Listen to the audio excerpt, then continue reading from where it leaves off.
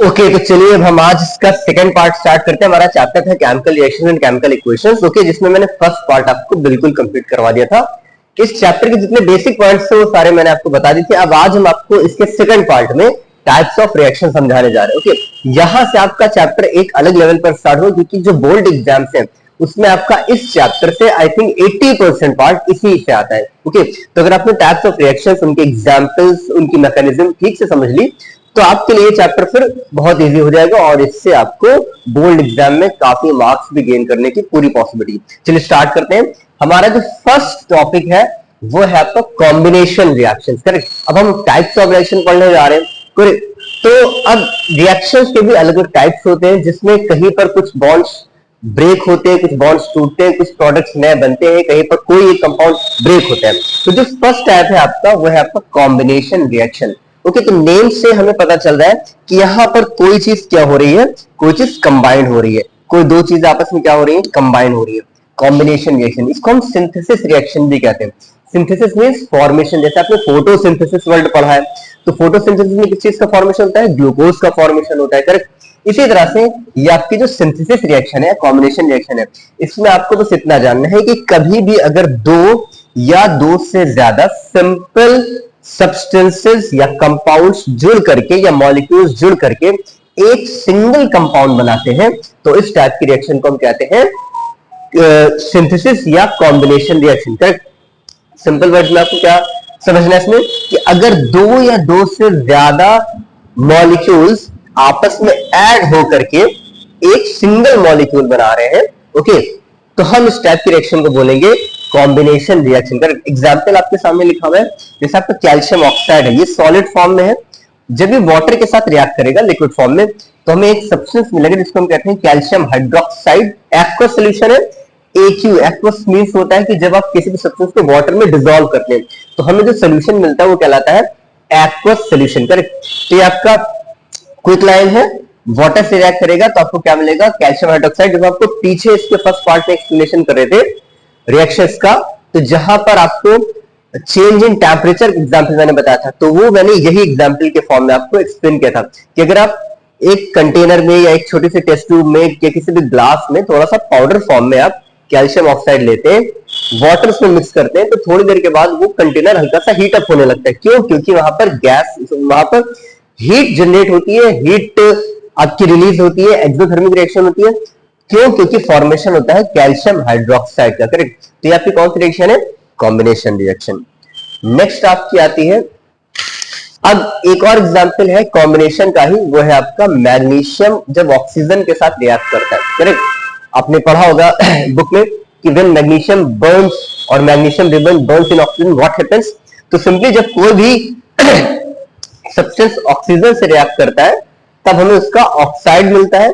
यहां पर जैसे मैग्नीशियम में ऑक्सीजन से रिएक्ट कर रहा है तो हमें मैग्नीशियम का ऑक्साइड मिल रहा है, मैग्नीशियम ऑक्साइड। अब इसकी बैलेंस रिएक्शन देखेंगे नीचे, दो एटम्स जब मैग्नीशियम के रिएक्ट होते हैं दो एटम्स ऑक्सीजन के, तो दो एटम आपको मिलते हैं मैग्नीशियम ऑक्साइड के। ऊपर वाली रिएक्शन कौन सी है, मैंने बताया था जो रिएक्शन आपकी इम्बैलेंस होती है, अनबैलेंस होती है, वो कहलाती है स्केलेटल रिएक्शन। रिवीजन करते चलिए, स्केलेटल रिएक्शन, करेक्ट। और स्केलेटल रिएक्शन को हम लोग क्या करते हैं, बैलेंस कर देते हैं। क्यों? क्योंकि उनके प्रोडक्ट और रिएक्टेंट साइड दोनों ही तरफ number of atoms of each element should be equal. तो ये जो नीचे वाली रिएक्शन है ये आपकी कैसी है, ये आपकी बैलेंस रिएक्शन है, जिसमें मैग्नीशियम ऑक्सीजन के साथ क्या करेंगे, क्या बना रहा है, मैग्नीशियम ऑक्साइड बना रहे हैं, करेक्ट। इंपॉर्टेंट रिएक्शन है। एक और इसका एग्जांपल मैंने लिया है अमोनिया का फॉर्मेशन। ये क्या फॉर्म हो रही है, ये आपकी अमोनिया फॉर्म हो रही है। कैसे फॉर्म हो रही है, when nitrogen combines with hydrogen gas, correct. Nitrogen gas hydrogen gas से जब कंबाइन होती है तो कौन सी गैस रिलीज होती है, देन आपकी, करेक्ट है ना, आपकी जो गैस बनती है that is ammonia, okay.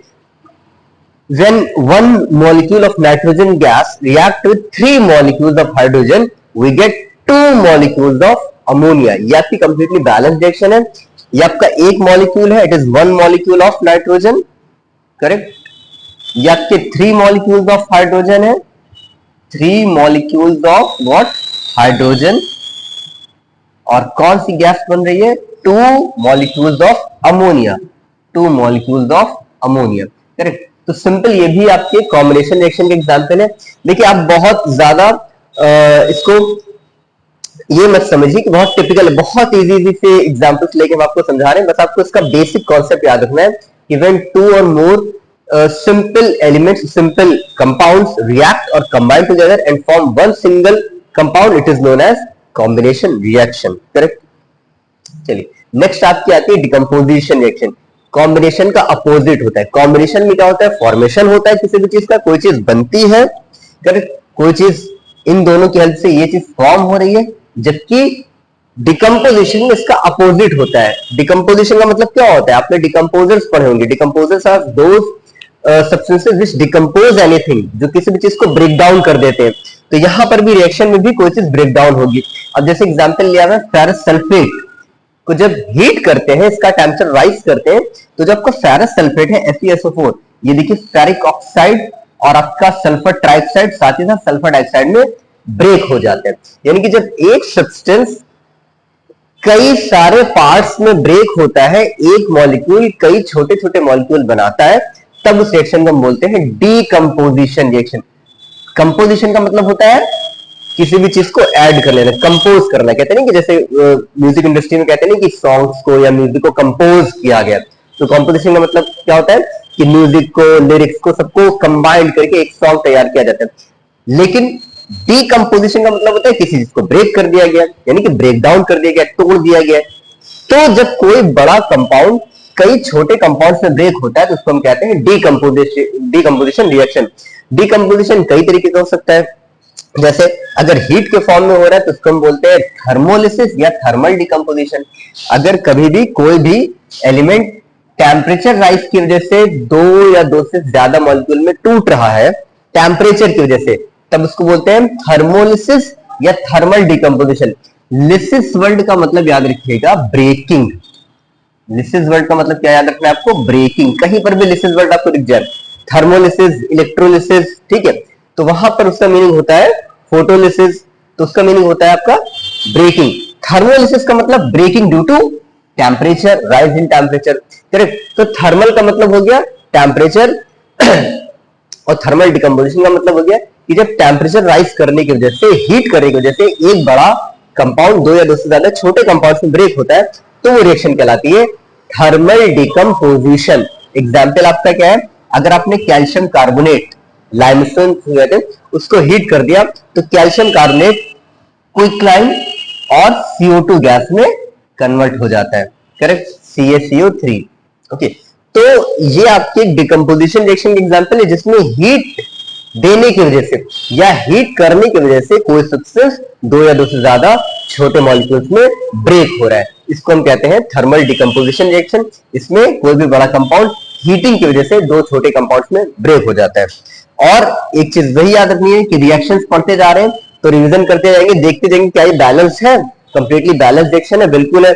Oxygen कितने हैं, 3 atoms, oxygen 2+1, 3 atoms, calcium 1 atom and calcium 1 atom, carbon 1 atom, carbon 1 atom. देखिए आपको पढ़ाई जब करनी है तो रिवीजन पढ़ाई के साथ साथ ही होता जाता है, करेक्ट। ये नहीं कि पहले पूरा चैप्टर पढ़ लिया अब अलग से हम उसको याद करने बैठे। कई छोटे छोटे ऐसे टॉपिक्स होते हैं जो आप पीछे पढ़ चुके हैं, ओके, उनको आगे के टॉपिक में भी आप रिवाइज करते चलिए, जिससे आपका क्या होगा, आपका ब्रेन इस चीज को ज्यादा जल्दी कैप्चर करता रहेगा। एक साथ किसी चीज को लर्न करने बैठेंगे, याद करने बैठेंगे, ठीक है, तो वो बिल्कुल गलत अप्रोच होती है। आप रिवीजन जब करिए तो ये देखिए कि जो मैंने पढ़ लिया है क्या वो मुझे आगे मिल जाए, अगर मिल जाए तो उसी के ऊपर एक बार और फोकस कर लीजिए, तो आपका वो टॉपिक बहुत अच्छे से स्ट्रांगली क्लियर हो जाएगा।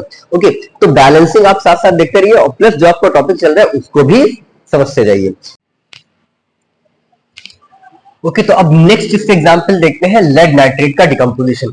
तो लेड नाइट्रेट भी आपका एक व्हाइट कलर का सॉल्ट है, जब इसको हम हीट करते हैं तो ये लेड ऑक्साइड और नाइट्रोजन डाइऑक्साइड गैस में साथ ही साथ ऑक्सीजन भी गैस रिलीज होती है, में ब्रेक हो जाता है। इसका मतलब ये डिकम्पोजिशन किसकी वजह से हो रहा है, ये भी हीट की वजह से हो रहा है, तो एक ऐसा डिकम्पोजिशन होगा, ये आपका थर्मल डिकम्पोजिशन हो जाएगा। ओके, अब इसमें जो नाइट्रोजन गैस रिलीज होती है एक्चुअली वो ब्राउन कलर के फ्यूम्स के फॉर्म में रिलीज होती है। तो क्वेश्चन जनरली पूछा जाता है कि लेड नाइट्रेट के डिकम्पोजिशन में जो ब्राउन फ्यूम्स निकलती है वो किस गैस की होती है? तो आपको याद रखना है वो आपकी नाइट्रोजन डाइऑक्साइड गैस की होती है। तो ये भी आपका एक डिकम्पोजिशन का एग्जाम्पल है। नेक्स्ट आपका आता है इलेक्ट्रोलिसिस, करेक्ट। नेक्स्ट आपका क्या है? इलेक्ट्रोलिसिस। देखिए कहीं पर भी लिसिस वर्ड अगर आप सुनिए तो लिसिस का मतलब याद रखिए ब्रेकिंग। ओके, अब यहां पर ब्रेकिंग हो किसकी वजह से रही है? इलेक्ट्रिक करंट की वजह से हो रही है, इसलिए इसको हम बोल देंगे इलेक्ट्रोलिसिस। अब इलेक्ट्रोलिसिस होती क्यों है? एक्चुअली जितने भी हमारे इलेक्ट्रोवेलेंट कंपाउंड्स होते हैं, जैसे कि जितने आपके सॉल्ट्स होते हैं, जैसे मैंने वाटर एग्जांपल लिया हुआ है, तो जितने भी सॉल्ट होते हैं वो जनरली पॉजिटिव और नेगेटिव आयंस के कॉम्बिनेशन से मिलकर बनते हैं। अगर इक्वल और अपोजिट चार्जेस आपस में कंबाइंड होकर के कोई कंपाउंड बनाते हैं तो वो कहलाता है इलेक्ट्रोवेलेंट कंपाउंड। और यहां पर इलेक्ट्रोवेलेंट कंपाउंड को ब्रेक करने के लिए हमें, चूंकि इलेक्ट्रोवेलेंट कंपाउंड बहुत ही पावरफुल फोर्सेस से आपस में बंधे रहते हैं, करेक्ट, कि दो लोग बहुत ज्यादा पावरफुल फोर्सेस से एक दूसरे से बंधे हुए, तो उनको अलग करने के लिए बहुत ज्यादा एनर्जी की जरूरत पड़ती है।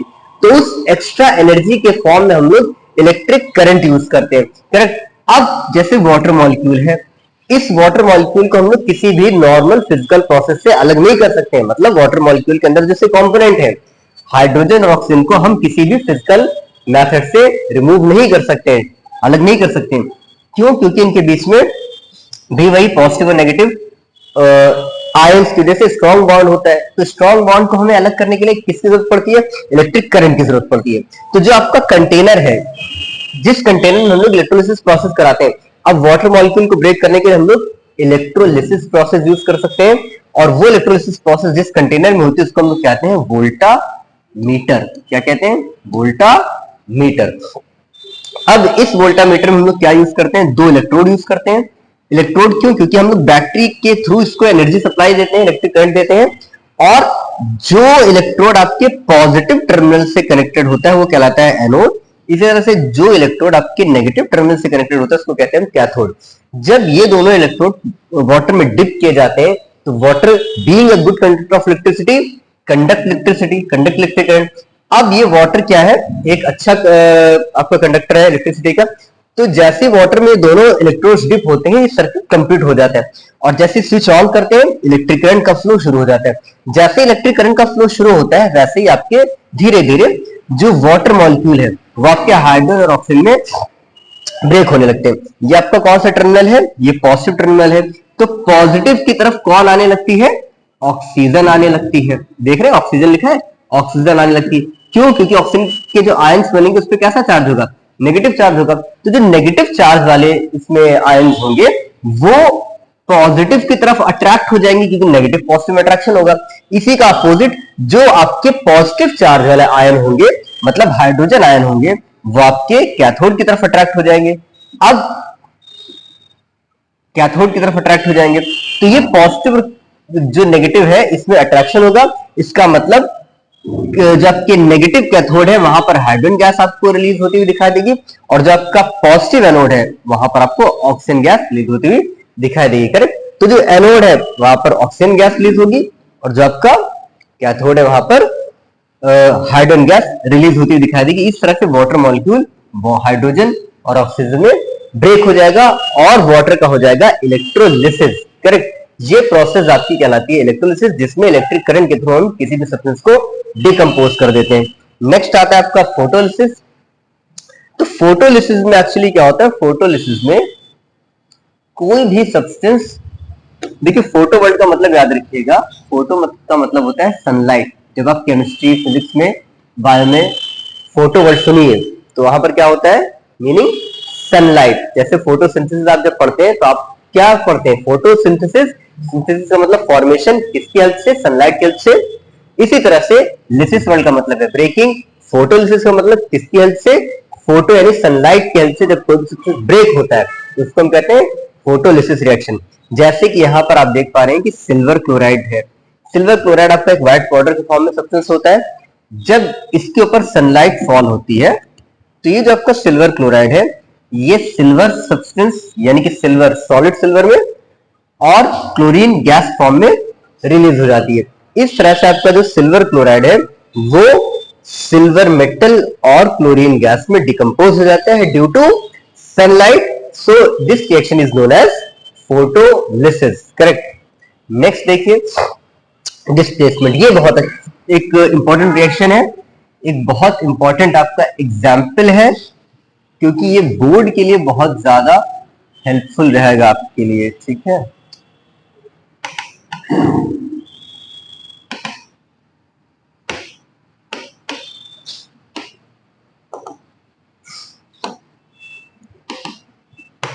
ये आपका आयरन है।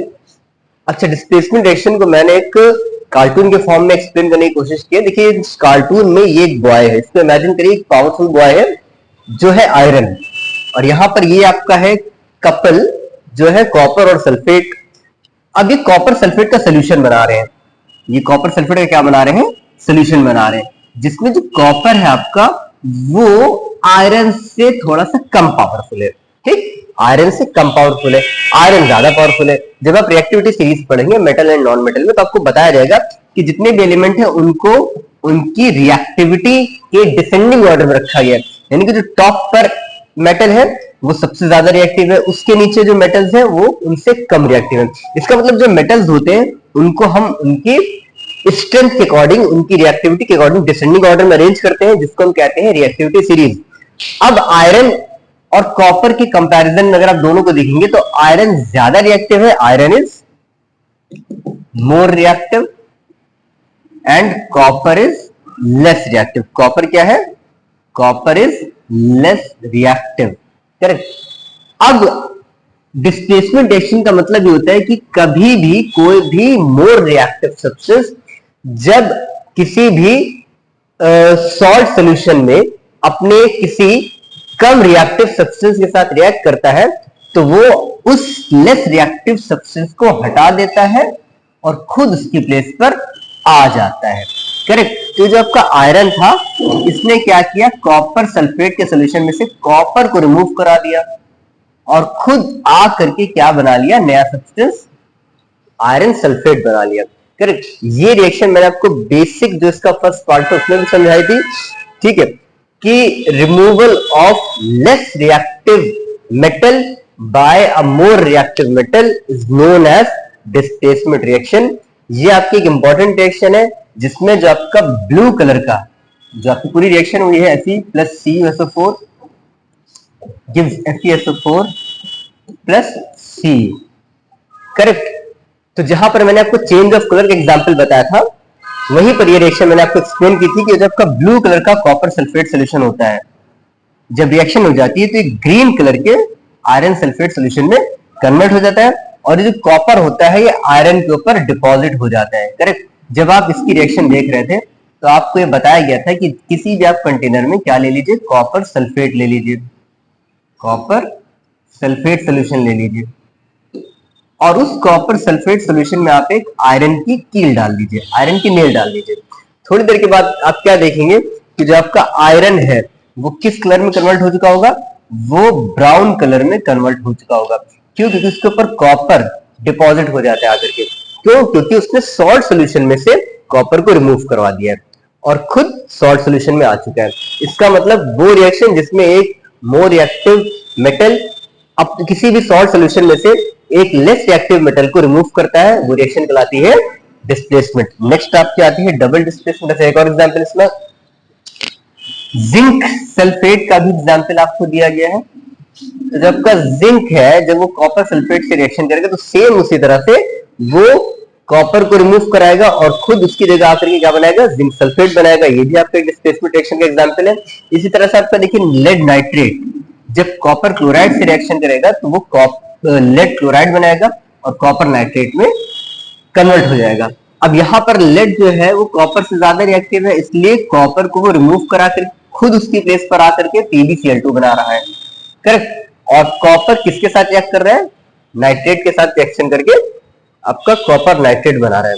ये आपका डबल डिस्प्लेसमेंट का भी एग्जांपल है। चलिए आगे डबल डिस्प्लेसमेंट देखते हैं।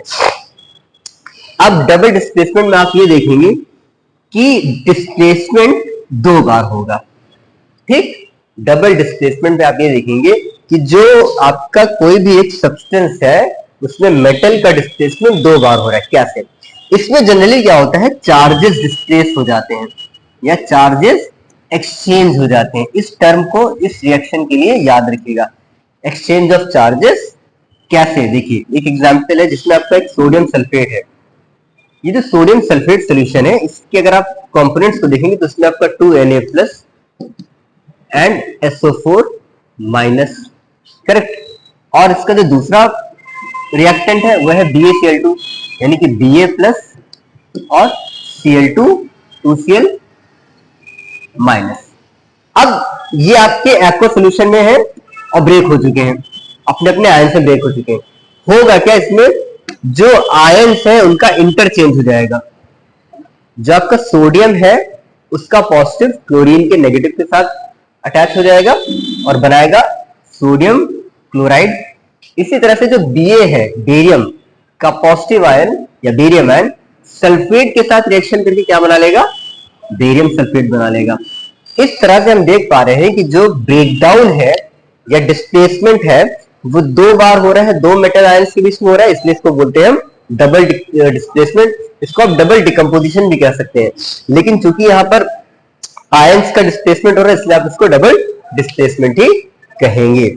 ओके, नेक्स्ट आपका क्या है, नेक्स्ट आपकी है ऑक्सीडेशन एंड रिडक्शन। ये इंपॉर्टेंट आपकी रिएक्शन है, ठीक है। इसमें बच्चे कंफ्यूज भी हो जाते हैं, कंफ्यूज होने की जरूरत नहीं है। देखिए ऑक्सीडेशन वर्ड का मतलब ही क्या है, addition of oxygen, addition of oxygen. ये आप पहले तो याद रखो। जैसे यहाँ पर कॉपर को जब आप हीट करेंगे तो हीट करने का मतलब है कंबशन रिएक्शन हो रही है, कंबशन का मतलब है एडिशन ऑफ ऑक्सीजन हो रहा है, और addition reaction of oxygen oxidation कहलाती है। और ऑक्सीडेशन के बाद जो सब्सटेंस बनता है वो होता है ऑक्साइड। ये थोड़ा डिटेल में आप मेटल नॉन मेटल चैप्टर में पढ़ लेंगे। तो वो रिएक्शन जिसमें कोई भी सब्सटेंस ऑक्सीजन के साथ ऐड होता है वो कहलाती है ऑक्सीडेशन। पहले तो ये चीज माइंड में रख लीजिए, ठीक। ऑक्सीजन का मतलब ही क्या है, ओके। तो वो रिएक्शन जिसमें हम ऑक्सीजन को ऐड करवाते हैं किसी भी एलिमेंट के साथ, किसी मेटल के साथ, वो कहलाती है ऑक्सीडेशन रिएक्शन। एग्जाम्पल के फॉर्म में देखिए, जैसे मैंने यहाँ पे लिया हुआ है कॉपर, और कॉपर की रिएक्शन जब ऑक्सीजन के साथ हो रही है तो बन जाए कॉपर ऑक्साइड। इसका सिंपल सा मतलब ये है कि जब हम कॉपर की रिएक्शन ऑक्सीजन से करवाते हैं तो कॉपर का हो जाता है ऑक्सीडेशन, कॉपर का क्या हो जाता है, ऑक्सीडेशन। और किसमें हो जाता है ऑक्सीडेशन, कॉपर ऑक्साइड में। इसी तरह से अगर आप ये देखते अगर किसी भी सब्सटेंस से ऑक्सीजन रिलीज हो रही है तो होता है रिडक्शन, करेक्ट। तो आपको एक चीज तो बहुत अच्छे से माइंड में क्लियर रखनी है कि removal of oxygen is known as oxidation, sorry addition of oxygen is known as oxidation and removal of oxygen is known as reduction, correct. अगर कहीं से ऑक्सीजन रिलीज हो रही है तो इस प्रोसेस को बोलते हैं रिडक्शन, क्योंकि वो पूरा सब्सटेंस क्या होता है, ब्रेक हो जाता है, रिड्यूस हो जाता है। और क्यों ब्रेक होता है, क्योंकि उसके अंदर से ऑक्सीजन रिलीज हो जाती है। और वहीं अगर जिस सब्सटेंस के अंदर जिस मेटल के साथ ऑक्सीजन ऐड हो रही है तो वो कहलाता है ऑक्सीडेशन। अब इसका अपोजिट याद रखिए, अगर कभी हाइड्रोजन किसी सब्सटेंस के साथ ऐड हो रही है तो वो कहलाता है रिडक्शन।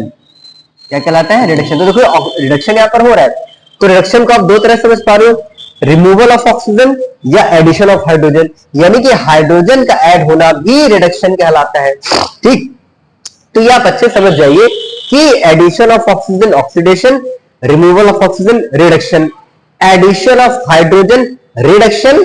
और अगर मैं एक और एग्जांपल में आपको दिखाऊं, यहां से हाइड्रोजन रिलीज हो रही है, क्या हो रही है, हाइड्रोजन यहां से रिलीज हो रही है, तो ये भी ऑक्सीडेशन ही कहलाएगा, करेक्ट। तो इस एग्जांपल में आपने देखा ऊपर वाली रिएक्शन में ऑक्सीडेशन हो रहा है क्योंकि ऑक्सीजन ऐड हो रही है कॉपर के साथ। जबकि उसी एग्जांपल को अगर हम थोड़ा सा चेंज करके बताएं कि जब कॉपर ऑक्साइड ब्रेक हो रहा है किसकी वजह से, हाइड्रोजन की वजह से, तो हो रहा है इसका रिडक्शन। एक और एग्जांपल इसका MnO2, करेक्ट। अभी मैंने क्या बताया, आपको सिर्फ एक चीज पकड़ने रहनी है, ऑक्सीजन और हाइड्रोजन को। अगर किसी भी सब्सटेंस में से ऑक्सीजन रिमूव हो रही है तो उस सब्सटेंस का होता है रिडक्शन। क्या होता है, रिडक्शन। और जिस सब्सटेंस में वो सब्सटेंस कन्वर्ट होता है हम कहते हैं उसमें हो गया उसका रिडक्शन। जैसे MnO2 MnCl2 में रिड्यूस हो गया, यानी MnO2 से नया सब्सटेंस बना MnCl2, करेक्ट। ऑक्सीजन के रिलीज होने के बाद जो नया उसके साथ एलिमेंट जुड़ गया उसकी वजह से उसी नए कंपाउंड में उसका रिडक्शन हो गया, यानी मैग्नीज डाइऑक्साइड रिड्यूस हो गया मैग्नीज क्लोराइड में। साथ ही साथ यहां पर देख पा रहे हैं आप HCl, इस HCl में से हाइड्रोजन रिलीज हो रहा है, तो हम कहेंगे इस HCl का क्या हो गया, रिडक्शन हो गया, सॉरी ऑक्सीडेशन हो गया, क्योंकि हाइड्रोजन रिलीज हो गया। लेकिन साथ ही साथ ये हाइड्रोजन इधर वाले ऑक्सीजन के साथ जुड़ा भी, तो इसका मतलब हाइड्रोजन का ऑक्सीडेशन हो रहा है वाटर में। बात समझ आ रही है? जो आपका HCl है उसका ऑक्सीडेशन किसमें हो रहा है, उसका ऑक्सीडेशन वाटर में हो रहा है, क्योंकि यहां से हाइड्रोजन रिलीज होकर क्या बना रहा है, वाटर। इसका मतलब removal of hydrogen is known as oxidation. अब यहां पर लिखा है एडिशन ऑफ ऑक्सीजन, दोनों बातें एक ही साथ हो रही है, ये वाली ऑक्सीजन जुड़ रही है इसलिए लिखा हुआ है एडिशन ऑफ ऑक्सीजन, लेकिन यहां से हाइड्रोजन रिलीज हो रही है, यानी कि ऑक्सीडेशन दोनों ही वजह से हो रहा है। एडिशन ऑफ ऑक्सीजन की वजह से भी ऑक्सीडेशन हो रहा है और रिमूवल ऑफ हाइड्रोजन की वजह से भी ऑक्सीडेशन हो रहा है, और यहां पर क्या हो रहा है, ऑक्सीजन का रिमूवल, इसलिए ये हो रहा है रिडक्शन। जब दोनों ही रिएक्शन आपको साइमल्टेनियसली एक साथ देखने को मिलती है तो इस टाइप की रिएक्शन कहलाती है रेडॉक्स रिएक्शन। इसी को कहते हैं रेडॉक्स रिएक्शन, और कुछ नहीं। जितने दिनों से आप पूछते हैं ना what is redox, what is redox, तो रेडॉक्स का मतलब है when reduction and oxidation goes simultaneously, एक साथ होती है तो कहलाती है रेडॉक्स रिएक्शन, जिसमें मैंने आपको इस एग्जांपल के थ्रू एक्सप्लेन किया। अब लास्ट के दो टॉपिक्स बचे हैं आपके, कोरोजन और रेंसिडिटी। कोरोजन को बस आप इतना समझिए कि जब किसी भी मेटल के ऊपर कोई ऑक्साइड की लेयर आ जाती है, जैसे आयरन के ऊपर जनरली रस्ट लग जाता है, किसकी वजह से, मॉइस्चर की वजह से, करेक्ट। तो जो मॉइस्चर से रस्ट का बनना है, आयरन ऑक्साइड का बनना है, ये एक्चुअली कोरोजन ही है। कोरोजन का मतलब होता है fading of colour due to oxidation process. जैसे कॉपर के ऊपर ग्रीन लेयर आ जाती है, सिल्वर ब्लैक हो जाता है, आयरन ब्राउन हो जाता है, तो ये सब क्या है, ये सब कोरोजन के एग्जांपल्स ही है। नेक्स्ट आता है आपका रेंसिडिटी। रेंसिडिटी में केवल आपको इतना समझना है कि ऑक्सीडेशन प्रोसेस होती है, लेकिन किसके साथ, फैट या ऑयली सब्सटेंसेस के साथ। जनरली घर में जो आपका ऑयल होता है, वेजिटेबल ऑयल, ये घी होता है, जब वो खराब होने लगता है, बहुत दिनों तक आप उसको ओपनली रख देते हैं, तो किस वजह से खराब होता है, क्योंकि ऑक्सीजन के मॉलिक्यूल उससे रिएक्ट करते हैं, उसको ऑक्सीडाइज करते हैं, जिससे वो फिर प्रॉपर्ली यूजेबल नहीं रह जाता है। और वो सब्सटेंस जो ऑक्सीडेशन प्रोसेस को रोकते हैं उनको हम कहते हैं एंटीऑक्सीडेंट्स। यानी ऑक्सीडेशन से बचने के लिए हम क्या यूज करते हैं, ऑक्सीडेंट्स यूज करते हैं, एंटीऑक्सीडेंट्स यूज करते हैं। जैसे जनरली चिप्स के पैकेट्स वगैरह में आपने देखे होंगे, जो चिप्स के पैकेट्स के अंदर चिप्स रहते हैं या बिस्किट्स के पैकेट्स से बिस्किट्स रहते हैं, वो इतने फ्रेश क्यों रहते हैं, क्योंकि उसके अंदर ऐसे एंटीऑक्सीडेंट्स डाले जाते हैं, नाइट्रोजन गैस का यूज किया जाता है, क्योंकि उसको हमें ऑक्सीजन से बचाना होता है और उसका ऑक्सीडेशन प्रोसेस रोकना होता है, तभी वो इतने फ्रेश रह पाते हैं। ओके, तो ये आपका चैप्टर था जो कि आज कंप्लीट हो गया है। अब नेक्स्ट पार्ट में मैं इसके क्वेश्चंस करवाऊंगा और फिर फाइनली इसके हम आपके टेस्ट लेंगे। तो इसके पीवाईक्यूज प्रैक्टिस करवाएंगे, क्वेश्चंस जितने से बन सकते हैं वो करवाएंगे, प्लस होगा टेस्ट, तो तैयार रहेगा और फिर हम लोग इसका करेंगे नेक्स्ट चैप्टर। ओके।